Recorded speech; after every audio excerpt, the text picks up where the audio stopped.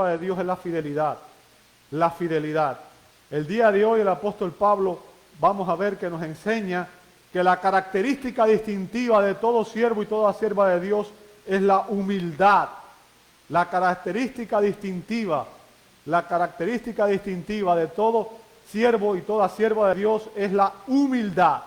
Esa es la enseñanza de hoy, un siervo humilde. Tiene su Biblia abierta en 1 Corintios 4, 6 al 16. Le invito a que, si no lo ha hecho, el 6 al 13, perdón, le invito a que lo haga y vamos a tener la lectura bíblica. Dice así, dice la Escritura. Pero esto, hermanos, lo he presentado como ejemplo en mí y en Apolos por amor de vosotros, para que nosotros aprendáis a no pensar más de lo que está escrito, no sea que por causa de uno os envanezcáis unos con otros. Porque, ¿quién te distingue? ¿O qué tienes que no hayas recibido? Y si lo recibiste, ¿por qué te glorías como si no lo hubieras recibido? Ya estáis saciados, ya estáis ricos, si nosotros reináis, y ojalá reinaseis, para que nosotros reinásemos también juntamente con vosotros.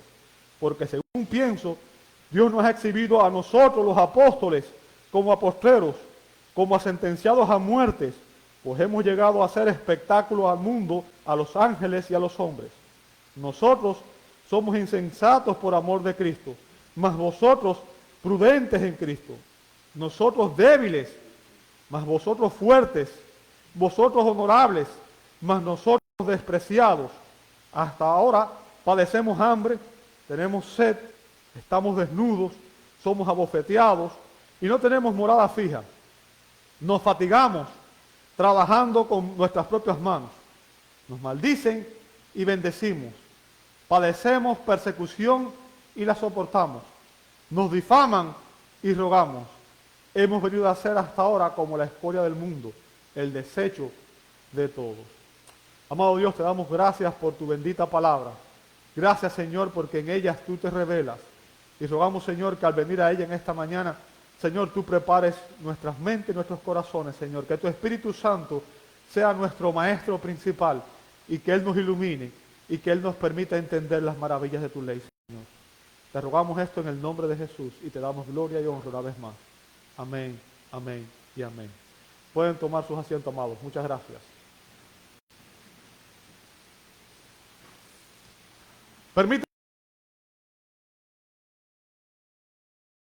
Permítanme hacerle una pregunta muy personal. ¿Es usted una persona arrogante o una persona humilde? ¿Es usted una persona arrogante o una persona humilde? El gran predicador puritano Thomas Brooks dijo: he aquí algo para asombrarse. Dios está en las alturas.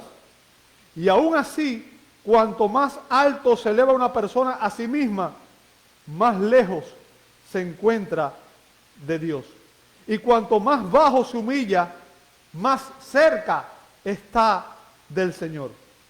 De todas las almas, Dios se deleita más en habitar con los humildes, porque valoran y sacan mejor provecho de su adorable. Es una enseñanza increíble.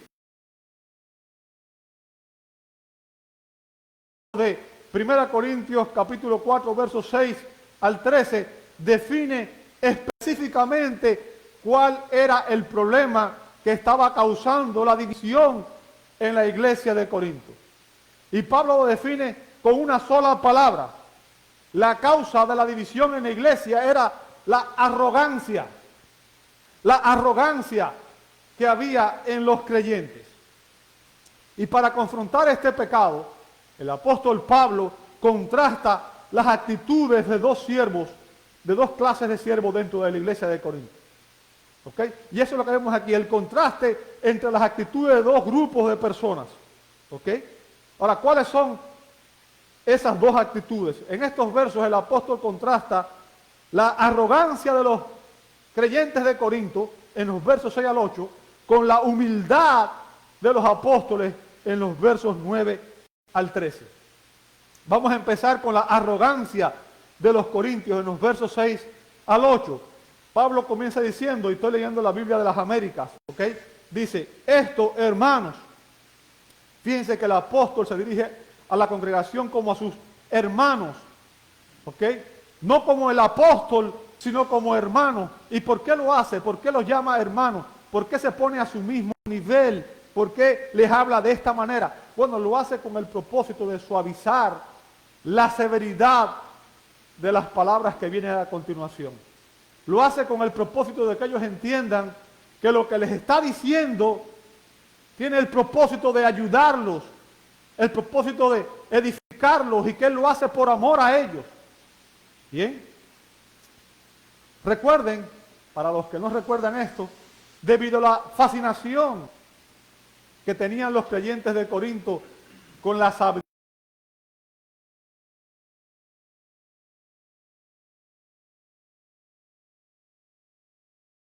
siervo de Cristo de su preferencia, al que consideraban que era un mejor orador, el que mejor predicaba según ellos, y a este hombre ellos lo exaltaban y le rendían su lealtad, y entonces menospreciaban a todos los demás.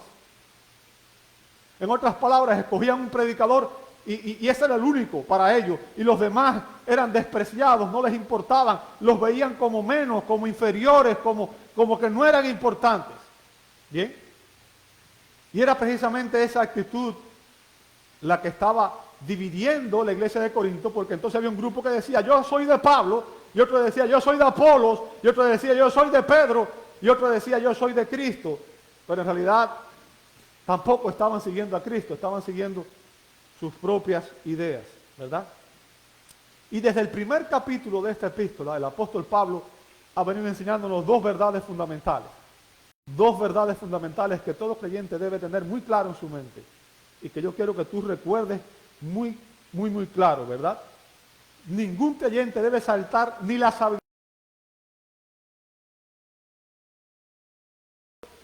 Ningún creyente debe exaltar ni la sabiduría humana ni a los líderes humanos. Esa es una enseñanza clara de esta epístola. Y para confrontar el pecado de los creyentes de la iglesia en Corinto, Pablo les da a continuación, en primer lugar, una aplicación en el verso 6, la primera parte. Después le da esa aplicación como ejemplo para que ellos aprendan algo, un aprendizaje en el verso 6, la segunda parte. Y finalmente confronta su arrogancia. Así que vamos a ver eso. La aplicación, el aprendizaje y la arrogancia. Vamos a ver la aplicación. En el verso 6 dice, fíjense lo que dice a continuación, lo he aplicado en sentido figurado a mí mismo y a Apolos por amor a vosotros. O sea, para confrontar la arrogancia de los corintios que estaban exaltando un líder, Pablo utiliza su propio ejemplo y el de Apolos para enseñarle a los corintios, ¿verdad?, cuál debe ser la actitud a los líderes. A diferencia de los corintios, Pablo y Apolos eran dos siervos fieles, eran fieles y piadosos, eran humildes, ¿ok? Y ellos, en su humildad, reconocían que no hay lugar en la iglesia para exaltar a los líderes humanos. Ni Pablo ni Apolos buscaban ser reconocidos por sus dotes oratorias. Ellos no buscaban tener un lugar especial. Ellos no esperaban que las personas le dieran a ellos un reconocimiento, un honor especial. Ellos proclamaban a Cristo. Su pasión era que Cristo fuera exaltado. Y ellos se ponen como ejemplo. Pablo pone su ejemplo y el de Apolo. Y la idea detrás de esto es, en vez de llamarle la atención directamente a ellos, decirle, ¿sabes qué? Usted está diciendo, miren lo que hacemos nosotros. Y lo que Pablo quiere que los corintios entiendan es que si Dios nos bendice a nosotros a través de uno de sus siervos, por su fidelidad en exponer su palabra y lo demás, debemos dirigir nuestra gratitud y nuestra alabanza a Dios Porque todos los siervos de Dios son un don de Dios a la iglesia. Y al final de cuentas es Dios quien comisiona a sus siervos, quien los envía, quien los llama, pero toda la gloria siempre debe ser para Dios y nunca para los hombres. Ese es el punto que Pablo quiere que los corintios entiendan. Y usando su ejemplo y el de Apolo como aplicación práctica, Pablo les empieza a enseñar, les empieza a explicar lo que ellos debían aprender. Fíjense lo que dice a continuación. Para que en nosotros, dice después, aprendan esto de nosotros. ¿Ok? ¿A qué cosa? Y este es un punto clave.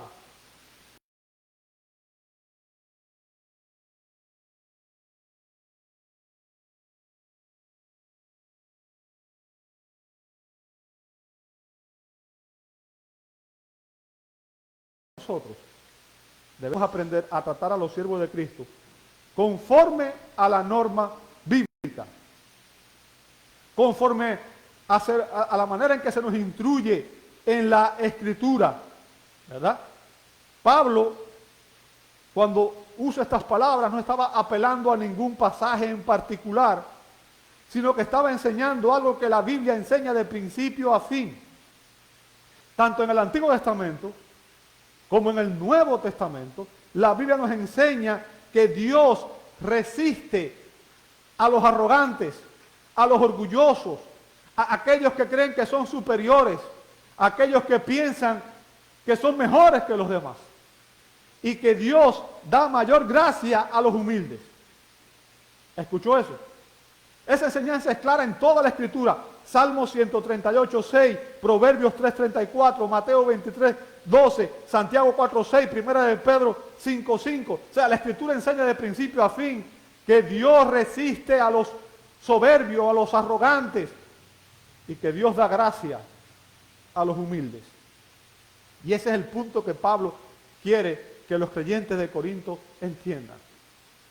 Exaltar a un hombre es una muestra de arrogancia. Y Dios resiste a los arrogantes. Dios no tolera a los arrogantes. La Escritura nos enseña de principio a fin también cómo la iglesia, cómo los creyentes deben tratar a los líderes espirituales. En el Nuevo Testamento, y obviamente somos ministros del Nuevo Pacto, estamos bajo la gracia, estamos en el Nuevo Pacto, se nos enseña que los creyentes, en primer lugar, deben obedecer a sus pastores y sujetarse a ellos. Los creyentes deben obedecer a sus pastores y sujetarse a ellos. Eso está en Hebreos capítulo 13, verso 17. ¿Ok? Y eso es un mandato de Dios a la iglesia. Y que deben tenerlos en mucha estima por amor y por causa de su obra. Dice primera a Timoteo 5, 13. Dice también que los ancianos que gobiernan bien sean tenidos por dignos de noble honor, mayormente los que trabajan en predicar y enseñar. Primera a Timoteo capítulo 5, verso 17. En otras palabras, la Biblia es clara cuando enseña que la iglesia, que los creyentes deben amar, respetar y honrar a todos sus líderes espirituales, ¿verdad? Y que deben obedecerlos. Prediquen, escucha estas palabras porque esto es importante. Mientras ellos prediquen,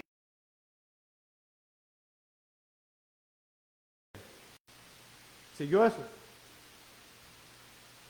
Todo lo demás que se ha dicho está fundamentado en el hecho de que la iglesia debe hacerlo, debe obedecerlos, amarlos, seguirlos, imitarlos, mientras ellos prediquen y practiquen fielmente lo que la Escritura enseña.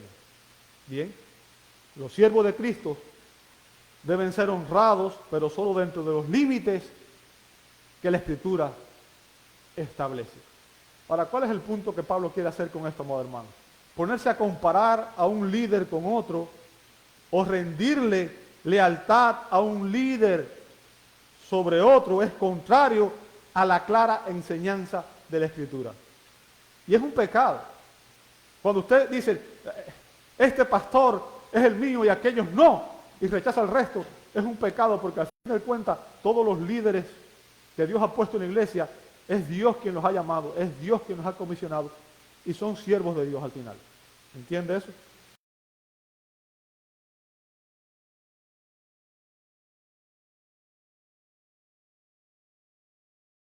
y empieza a robarle a Dios la gloria que le corresponde solo a Él, eso es un pecado. Y yo siempre les hablo de algo que a mí me llama la atención y que muchas veces se nos olvida. Jesús dijo que el mayor de los profetas del Antiguo Testamento fue Juan el Bautista. Juan el Bautista. Y cuando usted lee la vida de Juan el Bautista, quizás usted diga, bueno, pero Juan el Bautista no fue como Elías, ¿verdad? El profeta de fuego. No fue como aquellos que hicieron grandes milagros y cosas. Juan el Bautista fue el que trajo anunciando el mensaje de Jesús. Juan el Bautista dio una enseñanza fundamental para todos los líderes. Y muchas veces no usamos a Juan el Bautista. Cuando enseñamos sobre liderazgo, no se tiene en mente a Juan el Bautista. Juan el Bautista dejó claro a sus discípulos, lo que le estaban siguiendo a él. Él les dijo, es necesario que yo mengue en la vida de cada uno de ustedes y que Cristo crezca en la vida de cada uno de ustedes.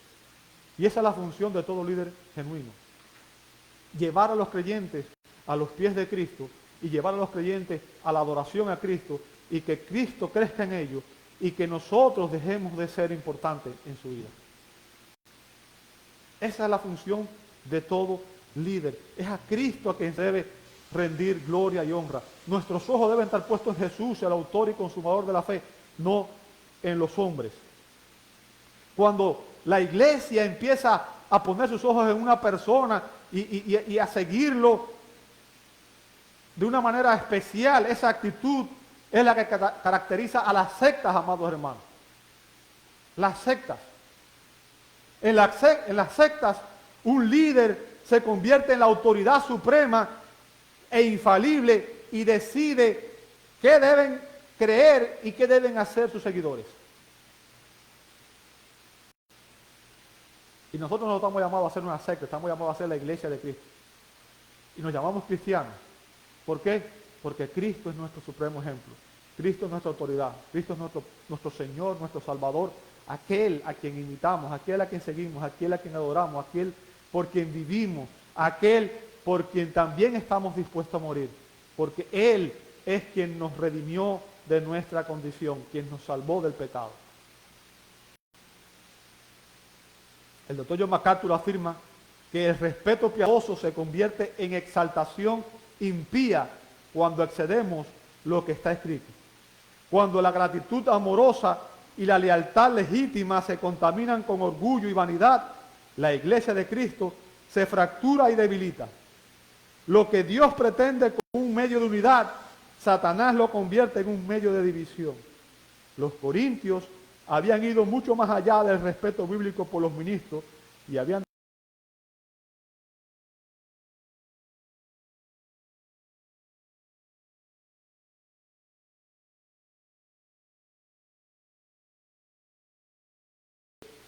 y en vez de seguir a Cristo estaban siguiendo a los líderes humanos. Y ahora Pablo procede a confrontar su arrogancia. Verso 6 dice, para que ninguno de vosotros se vuelva arrogante. ¿Lo ve ahí? Para que ninguno de vosotros se vuelva arrogante a favor del uno contra el otro. ¿Sabe una cosa que yo he aprendido? Es que cuando las personas muchas veces, sobre todo las personas que son inmaduras en la fe y psicológicamente, cuando tienen una relación a veces con dos personas y en ocasiones se identifican más con uno que con el otro, y cuando alguien tiene problemas empiezan a tomar partido por uno y empiezan a atacar al otro, aun cuando el otro no les ha hecho nada a ellos. Y eso es un error garrafal, es una muestra de inmadurez. Ahora, la lealtad que los corintios le estaban poniendo a algunos siervos de Cristo de su preferencia, hacía precisamente eso, hacía que ellos despreciaran a los otros. Imagínense, algunos estaban despreciando a Pablo, que fue su primer pastor. ¿Ok? ¿Y por qué razón? ¿Qué razón tenían para ello? Simplemente porque como habían escogido a Apolos o a Cefas, ahora estaban menospreciando a Pablo. Sin ninguna razón.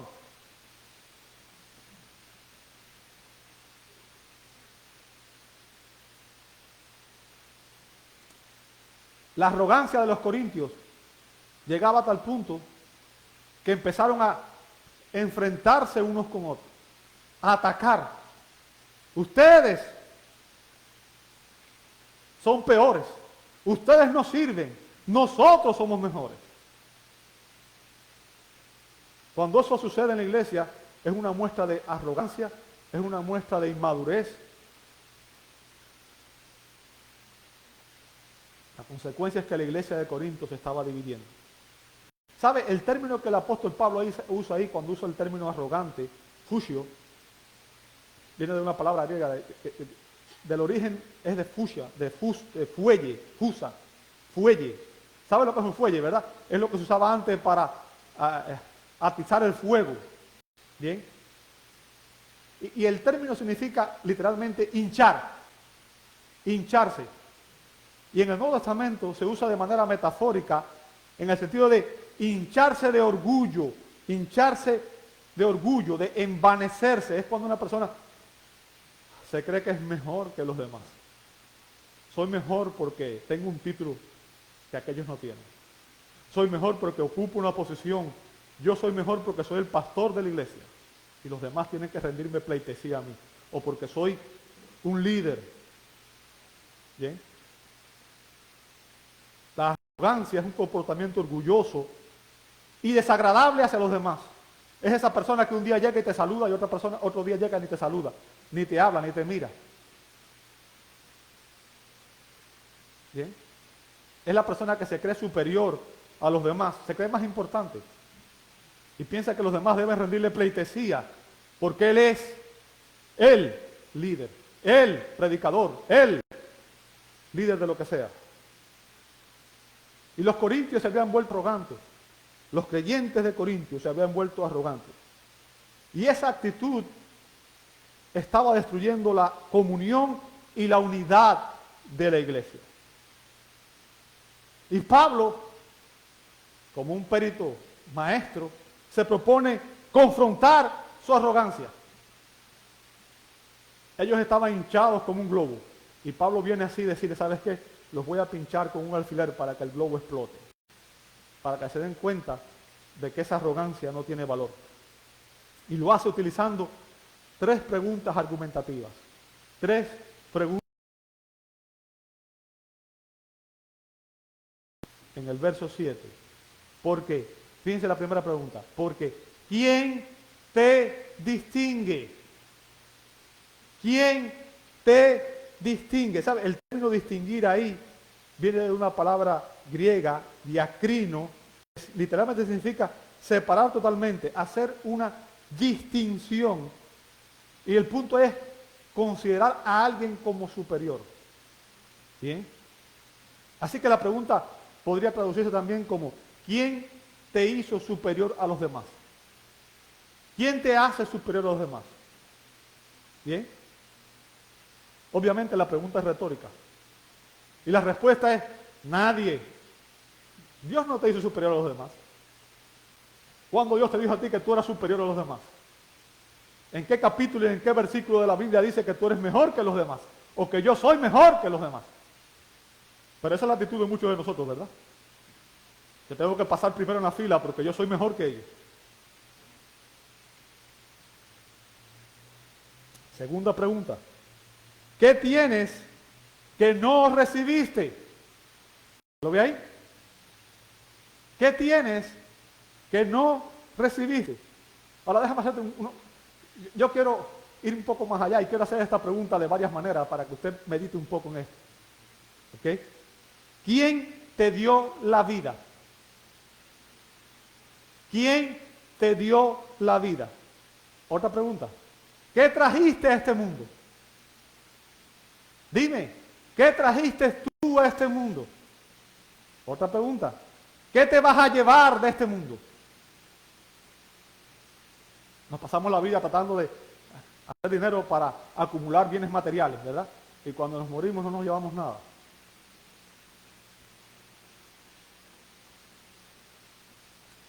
Otra pregunta. ¿Acaso tú ganaste tu salvación?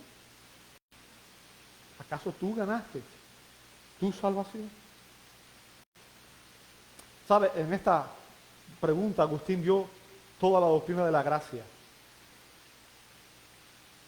Nadie podría conocer a Dios a menos que Dios se hubiera revelado a nosotros. En otras palabras, no existe ningún hombre que fuera lo suficientemente inteligente para llegar a descubrir a Dios por sí mismo. No importa cuán alto sea su IQ, ni cuán científico pueda ser, ninguna persona, ningún hombre puede descubrir a Dios si Dios no se hubiera revelado.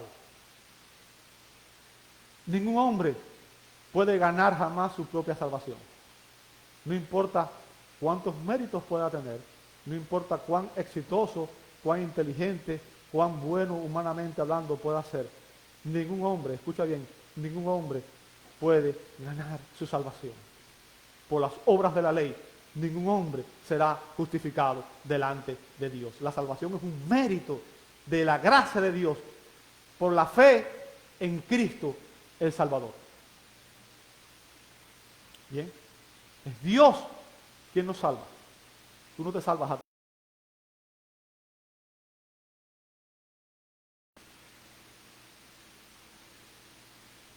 Cuando pensamos en todo lo que nosotros hemos hecho y hemos vivido, y pensamos en lo que Dios ha hecho por nosotros, el orgullo debería quedar descartado, ¿verdad? Cuando me miro a mí mismo y veo a Dios en las Escrituras, me doy cuenta por qué Isaías, cuando estuvo en la presencia del Señor, cayó como muerto. ¿Por qué Pedro, cuando estaba en la barca con Jesús, dijo, ¡ay, miserable de mí! Y trató de tapar sus ojos y al ver al Señor ante él, la santidad, la justicia, la gloria del Señor. La falla básica de los corintios era que en su arrogancia se habían olvidado de que todo lo que tenemos nosotros proviene del Señor. Todo lo que tenemos nosotros, la vida, la salud, la familia, el trabajo, todo esto, es Dios quien te lo ha dado. Recuerda, si Jehová no edificara la casa, en vano trabajan los que la edifican. Si Jehová no vela la ciudad, en vano vela la guardia. De Jehová es el mundo y su plenitud, y todos los que en él habitan. Así que tú y yo no tenemos nada. Todo lo que tenemos es porque Dios nos lo da de una u otra manera. ¿Ok? Los corintios habían olvidado todo lo que ellos habían recibido de parte de Dios. Y aquí viene la tercera pregunta. Y si lo recibiste, ¿por qué te jactas como si no lo hubieras recibido? En otras palabras, ¿sabes qué? Si alguien te da un regalo, ¿qué es lo que debes hacer? Lo mínimo que debes hacer es dar gracias, ¿cierto? Es dar gracias, es mostrar gratitud, expresar.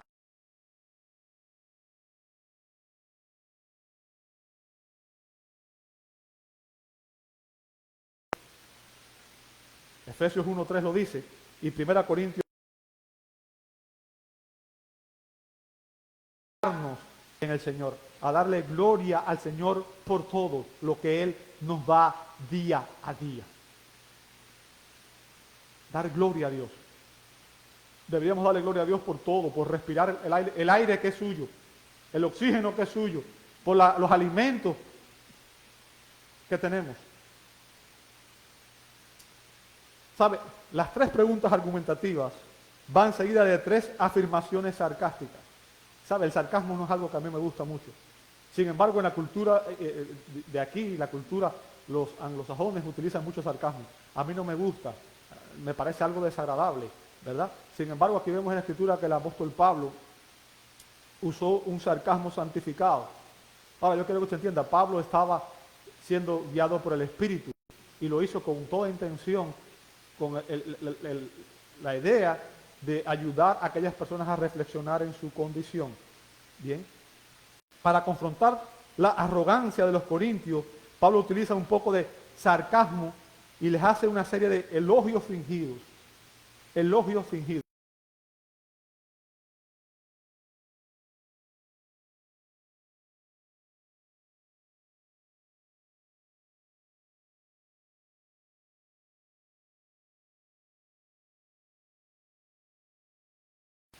Pero en ocasiones como esta, Pablo lo usó con un propósito didáctico, lo usó con el propósito de que los creyentes entendieran su error. Así que dice, verso 8, ya estáis saciados, ya os habéis hecho ricos. Y note eso, en su arrogancia, en su arrogancia, los corintios se consideraban exitosos en la iglesia y en la sociedad. De hecho, eran tan arrogantes que se consideraban superiores a los demás, superiores al resto del mundo. Nosotros somos los mejores. Hay mucha gente que dice, somos mejores porque estamos en la iglesia de... ¿Verdad? Yo quiero que tú entiendas algo. Las personas arrogantes se engañan a sí mismas. Porque, en primer lugar, la mayoría de las personas arrogantes se sienten satisfechas con su condición espiritual y con lo que tienen. Se sienten ricas espiritualmente cuando en realidad no lo son. ¿Sabe? Esto mismo fue lo que le ocurrió a otra iglesia, la iglesia de la Odisea. Y eso nos llama la atención porque eso demuestra que cualquier grupo de creyentes puede caer en este.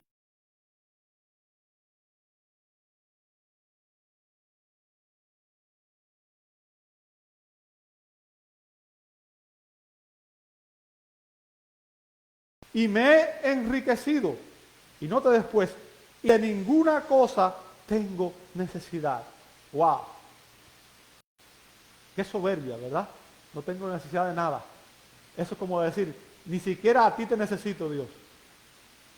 Yo soy suficiente. Y nota lo que dice Jesús después. Y no sabes que tú eres un desventurado, un miserable, un pobre, un ciego, y que estás desnudo delante de mí. ¡Wow! ¡Qué reprimenda! Amados, la arrogancia no lleva a ningún lugar. Aquellos que creen que son superiores a los ojos de Dios no van a ningún lugar. Recuerda la primera bienaventuranza. ¿Bienaventurados quiénes? Los pobres en espíritu, porque de ellos es el reino.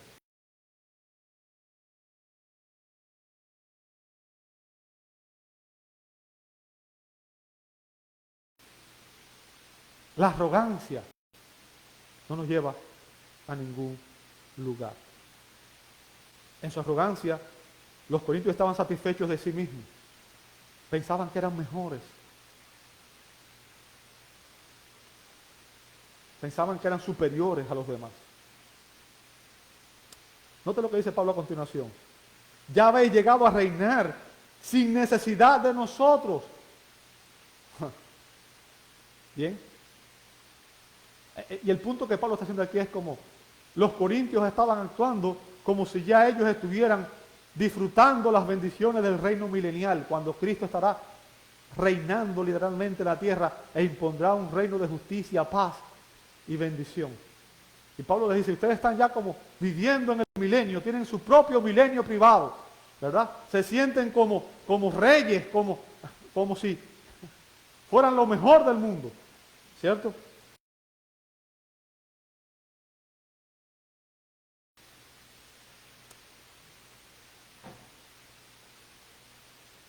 Para hacerlos reflexionar, para eliminar su arrogancia y hacerlos reflexionar. Pablo deja a un lado el sarcasmo por un momento y les dice, y ojalá que fuera así, ojalá que estuviéramos en el reino milenial, ojalá que Cristo estuviera aquí porque entonces las cosas serían diferentes.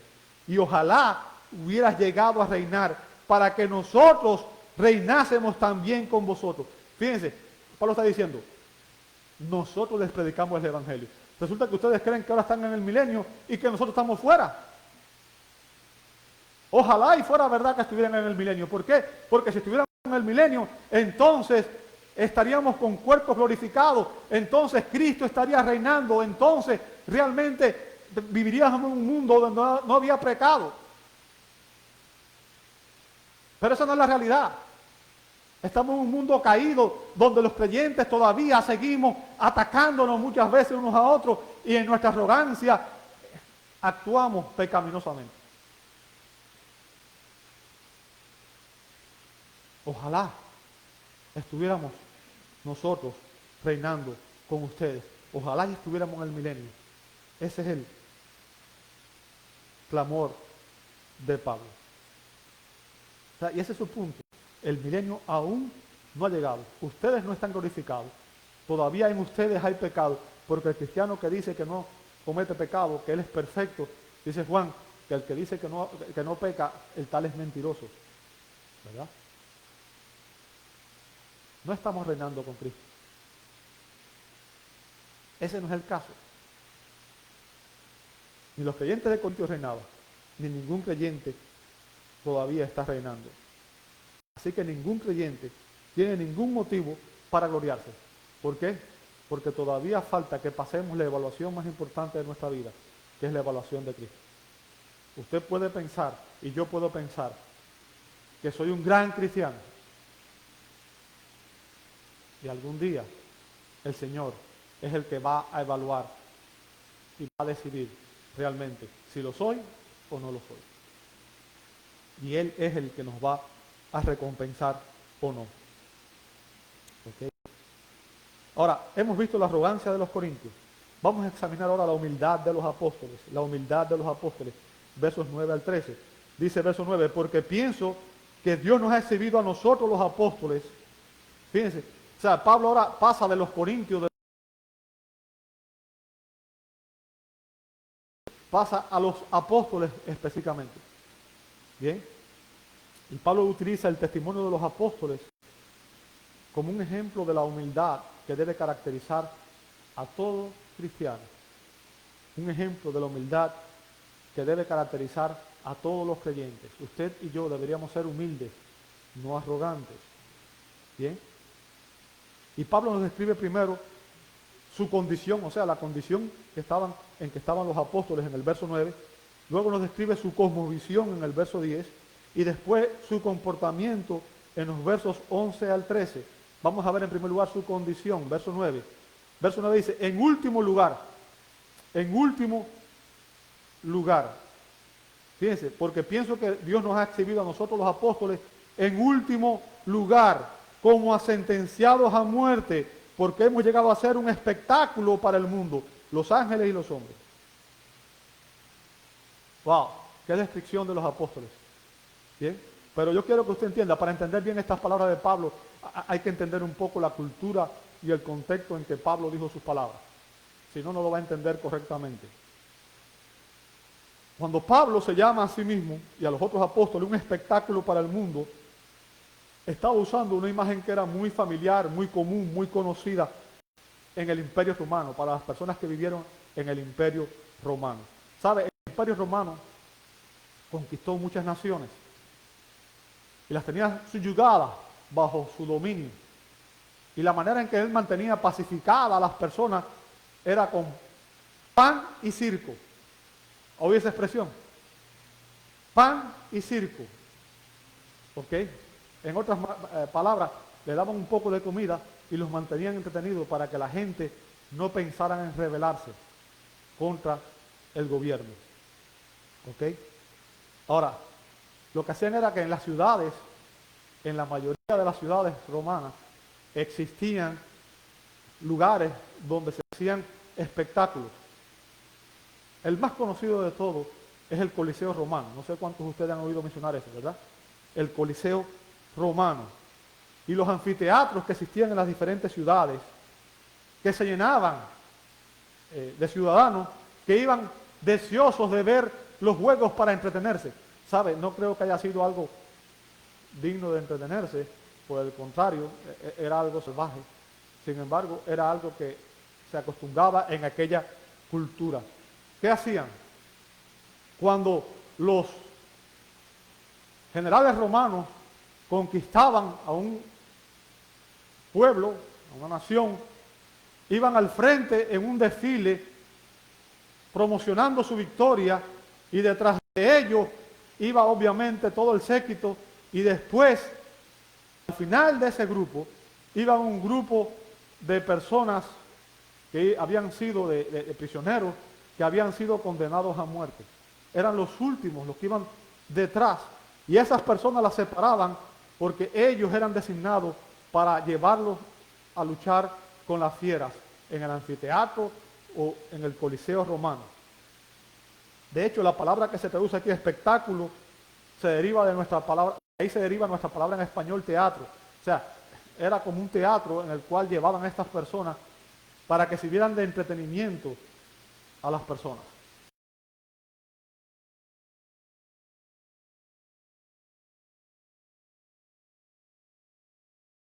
Viendo el espectáculo, ¿verdad? Viendo cómo estas personas eran devorados por las fieras. Ahora, fíjense, Pablo dice que los corintios, la idea aquí, la implicación aquí, es que los corintios en su arrogancia se veían a sí mismos como si ellos fueran esos generales que iban al frente. Sin embargo, Pablo está diciendo, ¿sabes qué? Nosotros los apóstoles somos precisamente ese grupo que va detrás, los condenados a morir, los últimos en la hilera, aquellos a los que el mundo desprecia y que están condenados a morir por el Evangelio de Cristo. ¿Qué contraste? Ustedes son los que creen que van adelante, son los victoriosos.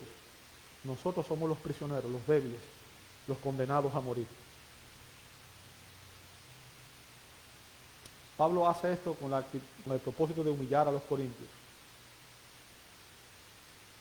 La actitud arrogante de los corintios era un fuerte contraste con la conducta humilde de los apóstoles, quienes se veían a sí mismos como simples prisioneros de guerra, condenados a morir.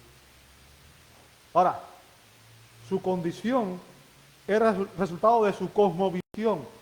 Y para los que no entienden, la cosmovisión no es más que la manera en que usted ve al mundo.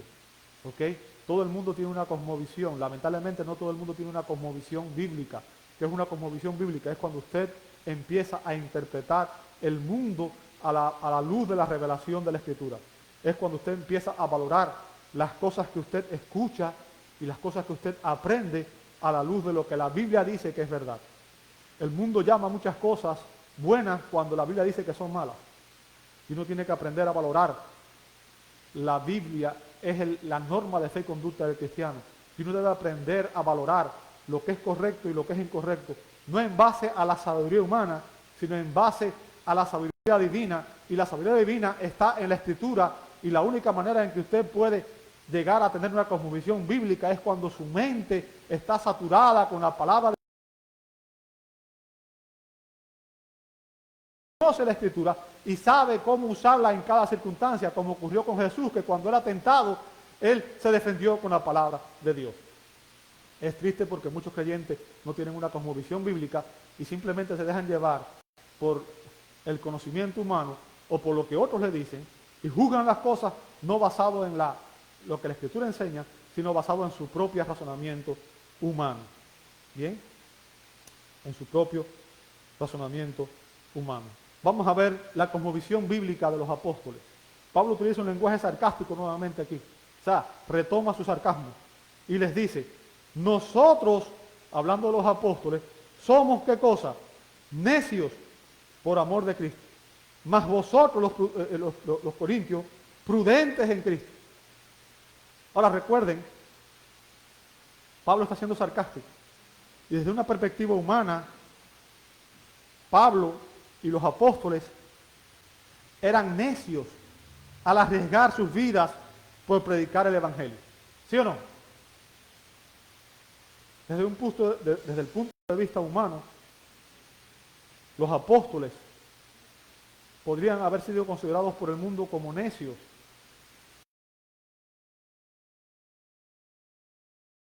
De Cristo, que el Evangelio de Cristo para el mundo es locura, es necedad, y el mundo se opone a la palabra de la cruz. Los incrédulos ven el Evangelio como una locura, dice 1 Corintios 1:18. Y tal es así que tanto Jesús como sus apóstoles fueron perseguidos y fueron asesinados. ¿Okay? Y como digo, Pablo está siendo irónico. Sus palabras tienen la intención de transmitir todo lo contrario de lo que estaba diciendo. Era al revés. ¿Quiénes eran realmente los necios? Eran los corintios. ¿Sabe por qué? Porque ellos estaban sustituyendo la sabiduría divina por la sabiduría humana. Se estaban dejando arrastrar por las filosofías del mundo. Y parecían haber olvidado que el Evangelio de la cruz es poder de Dios para salvación. Salvación, no hay vida eterna. Y que solamente un necio rechaza el Evangelio, porque aquellos que rechazan el Evangelio están rechazando la gracia que Dios nos ha mostrado en Cristo. Wow.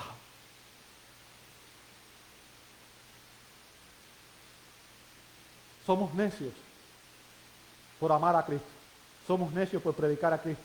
Somos necios por vivir como Cristo. El mundo nos considera necios, pero es una bendita necedad. Una bendita necedad. Pablo dice, nosotros somos débiles, mas vosotros fuertes. Como digo, también hay ironía, y es todo lo contrario. Pablo no era un hombre débil. Débil. Un hombre que soportó azotes, palos, persecución, cárcel, apedreamiento. Eso no es un hombre débil. Es un hombre con pantalones, como lo fue Cristo, como lo es todo creyente genuino. Ahora, ¿cuál es el punto aquí? El mundo desprecia a los débiles. ¿Sí o no? Dígame usted cuando usted ha visto un superhéroe que es débil. No, ¿verdad? Todos tienen superpoderes. Porque el mundo admira a los fuertes, a los ricos, a los famosos, a los exitosos.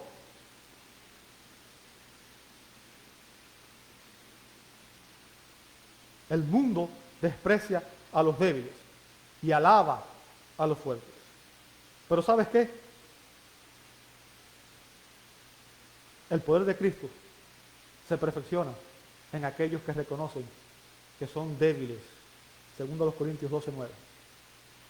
Aquellos que reconocen que por sus méritos y sus esfuerzos no van a poder entrar al reino de Dios.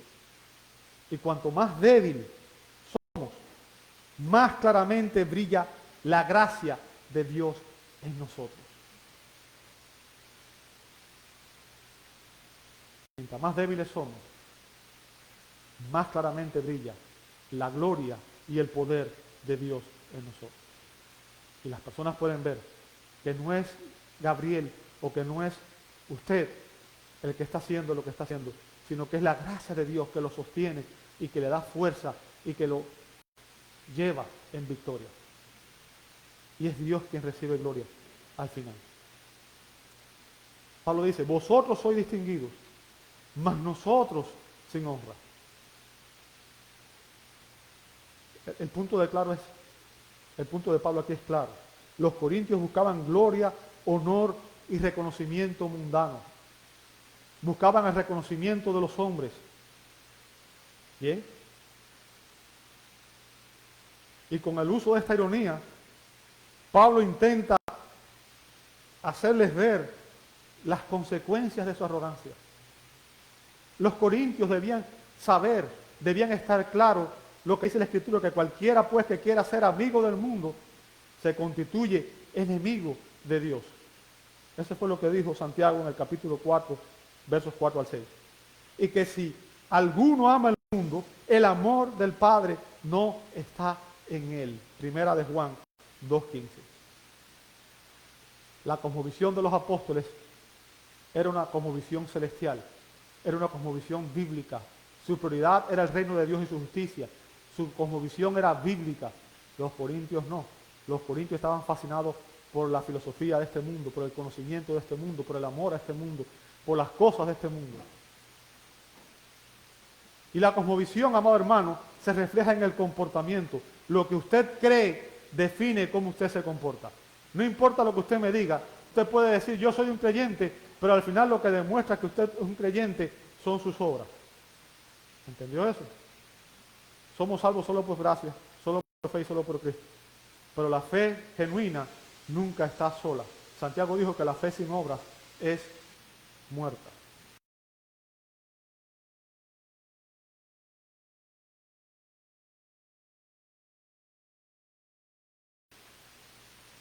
Versos 11 al 13. Aquí vemos el comportamiento de los apóstoles en contraste con el comportamiento de los corintios. Verso 11. Hasta el momento presente, dice Pablo. Fíjense, los corintios pensaban que estaban ricos, que estaban reinando, que estaban Pensaban que estaban en un palacio, disfrutando de los criados y que todo el mundo les rendía pleitesía a ellos, ¿cierto? Note el comportamiento de los apóstoles. Hasta el momento presente, que pasamos hambre, ¿lo veis? O sea, no estamos saciados de comida. Pasamos hambre y sed. Andamos mal vestidos, literalmente estamos desnudos. ¿Bien? Somos maltratados por los hombres. Y no tenemos ni siquiera dónde vivir. Verso 12. Nos agotamos trabajando con nuestras propias manos.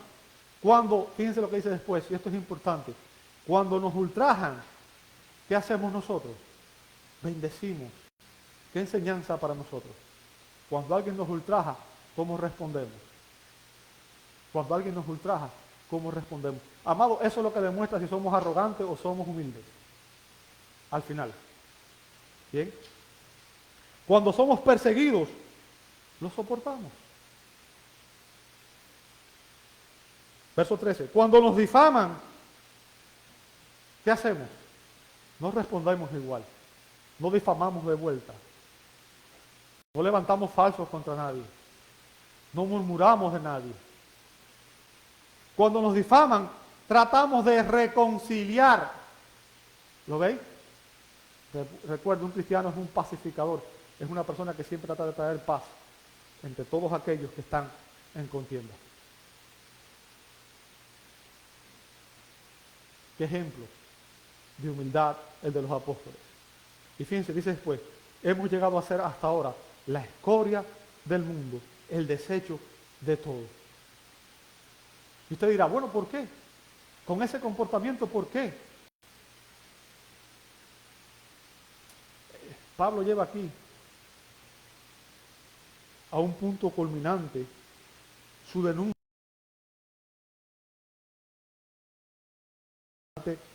y divisivo de los corintios y de todos los creyentes de todas las épocas que tienen ese espíritu arrogante. Bien. Pablo contrasta la respuesta humilde de los apóstoles ante la arrogancia del mundo y de muchos creyentes que creen que son superiores, que creen que son mejores, y cuando se les confronta, responden de manera equivocada. El mundo, con su sabiduría, vuelvo a repetir, ve el Evangelio como una locura. Y ve el comportamiento santo y humilde de los cristianos como una ofensa. Yo quiero que usted entienda esto. Hay personas que se enojan con otras personas, pero lo hacen porque ellos se sienten juzgados por la vida que esa persona está viviendo. Jesús dijo claro en Juan 15, 18 al 20, Jesús dijo, si a mí me han perseguido, a ustedes también lo perseguirán.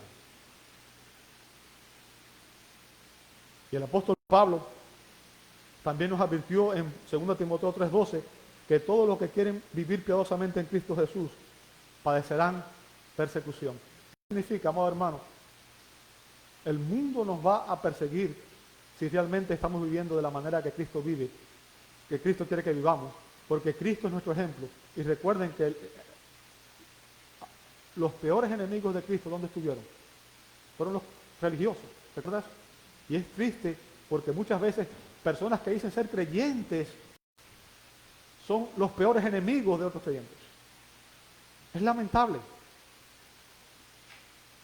Y por vivir una vida santa, el mundo consideraba a los apóstoles, fíjense, él dice escoria, y el término que usa ahí literalmente significa desecho, basura. O sea, la basura de la humanidad, las heces fecales, el desperdicio de la humanidad. El mundo consideraba a los apóstoles el desecho de todo, ¿sabe? Metafóricamente este término se usaba ahí para referirse a criminales condenados a la más terrible de las penas de muerte, porque eran los más ruines debido a sus vidas tan degradantes. Ahora, ¿qué de degradante tiene todo esto que hemos visto aquí? Personas que bendecían a los que los maldicen, que ayudaban a los que... Pero el mundo tiene una cosmovisión equivocada. Y el kit de la cuestión, amado hermano, con la sabiduría humana, estaban tratando de asociarse con los causando división en la iglesia. Amado hermano, entre nosotros no hay nadie superior. Todos somos iguales. Cristo es la cabeza de la iglesia y todos nosotros somos simplemente siervos de Cristo, esclavos de Cristo. ¿Entiende eso? Y usted y yo no debemos exaltar ni la sabiduría humana ni a ningún líder humano. ¿Entendió eso? En cambio, Pablo nos presenta a los apóstoles como el ejemplo de humildad que usted y yo debemos imitar.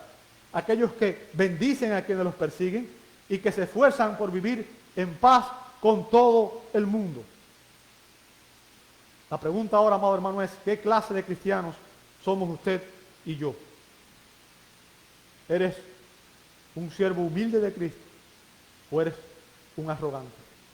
Te invito a orar. Amado Dios, te damos gracias. Gracias porque tu palabra es clara. Señor, ayúdanos a ser siervos humildes, siervos que imitan.